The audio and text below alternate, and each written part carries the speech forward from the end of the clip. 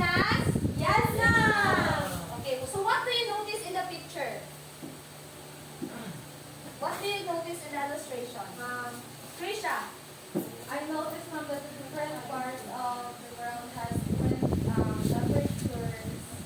Yes, ma'am. Oh, exactly. So can we read the definition of the latitude class?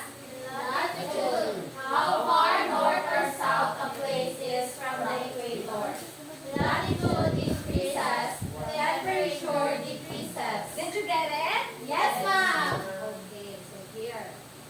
So the latitude refers to how far or near a place from the equator. So the line in the middle of the globe is what we call equator. Okay. So as stated there, if the latitude increases, temperature decreases. So what do you mean by that? Trisha. So it means that if the place is farther away from the equator, the temperature in that place decreases. Okay. For example, what place do you think is that? For example, ma'am, is the place in North Pole. Oh, They exactly. experience cold temperature. Because it is away from the equator. So the reason why, I'm here. So the temperature decreases by 1 degree Celsius per 100 meters. So if it moves away from the equator, the temperature decreases. So here, if you see the sunlight, it strikes directly on the equator. While on the North Pole and the South Pole, it is slanting. So the amount of the light is only small amount of light only hits the equator, the South Pole and the North Pole. So do you understand how the latitude affects the climate, class? Yes, ma'am. Okay, let's now proceed to the altitude. Can you read the altitude? The meaning of altitude. Altitude. How high a place is above the ocean surface. The higher you go up the mountain, the colder it gets. Okay.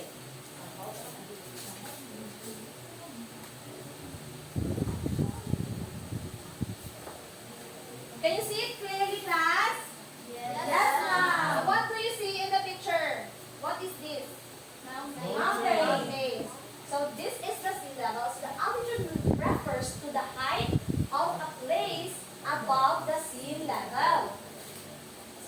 So the higher you go up the mountain, the colder. Did you ever experience to hike a mountain, class? Yes, ma'am. So when you're at the bottom of the mountain, what do you feel? It's hot. It's hot. So warm or warm? Yes. So when you go up the mountain, it becomes Colder. So here, for instance, we have an example. So it is the Mount Kilimanjaro. It is covered in snow despite its location in Africa near the equator. So why do you think it is covered in snow? Because it is indeed the highest point. Okay, it's the highest. It is located. Okay, exactly. So even if it is located in South Africa, but it is above the sea level, it is covered in snow. That's why. Did you get the altitude, class, of Yes, how ma'am. it affects the climate? Okay. Now let's proceed to proximity to water. So what do you mean? What do you think the proximity means? What do you think it means? So the proximity means ang kalapiton. Exactly. The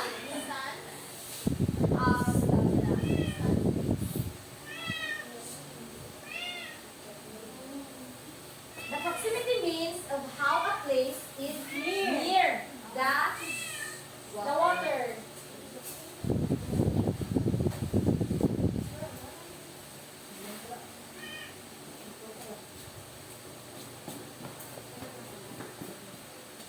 Okay, can you read the definitions, guys? Proximity to water. Can you read the definition, class? Proximity to water. Nearness of oceans or large lakes. Places right by the ocean have mild climates. Okay, milder climates. Okay, so it means that if you are near, if you are here in the coast, near the coast, you feel mild climates. If you are far from the ocean, you feel hot climates. Exactly. So here in the Philippines, why do we feel hot here? We're near the equator. So we are near the equator, but if we link this to proximity to water, here in North Cotabato, here in our place, why do we feel hot? We're away from ano po? From the ocean. Exactly. So, did you get how the proximity of water affects the climate? Yes, ma'am. Let's proceed to the fourth one. So, what is again the first one?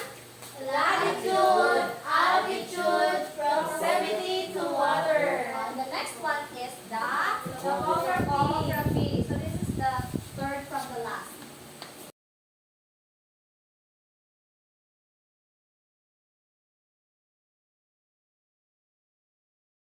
Okay, for the next one, can you read? Topography, the shape of the land, especially if there are mountains.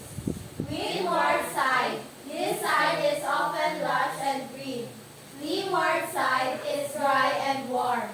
So here, we see the windward side in the leeward side. So in the windward side,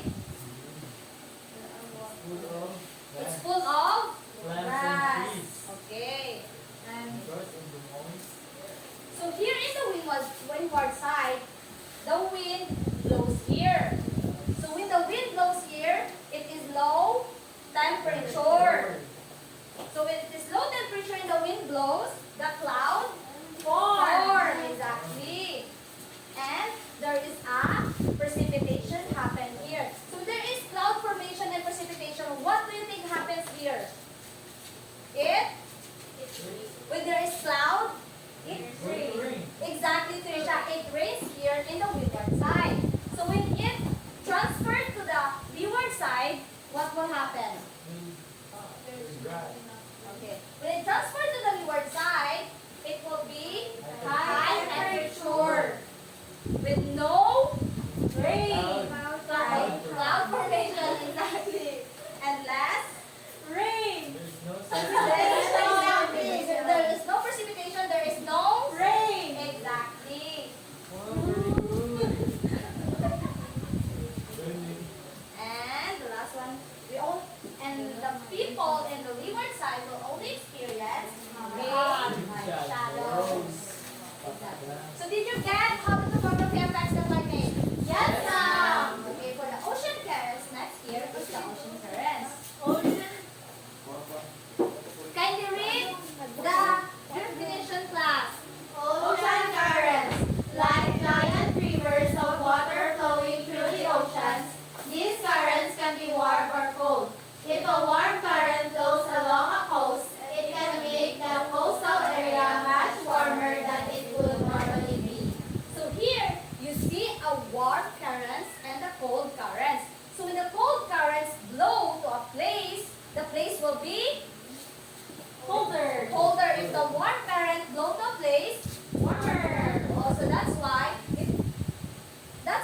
in the coastal area, the people feel colder than the people away from the coastal areas. So that's how the ocean currents affect our climate. Okay, for the last one, we have here the last one. What do you think it is? Winds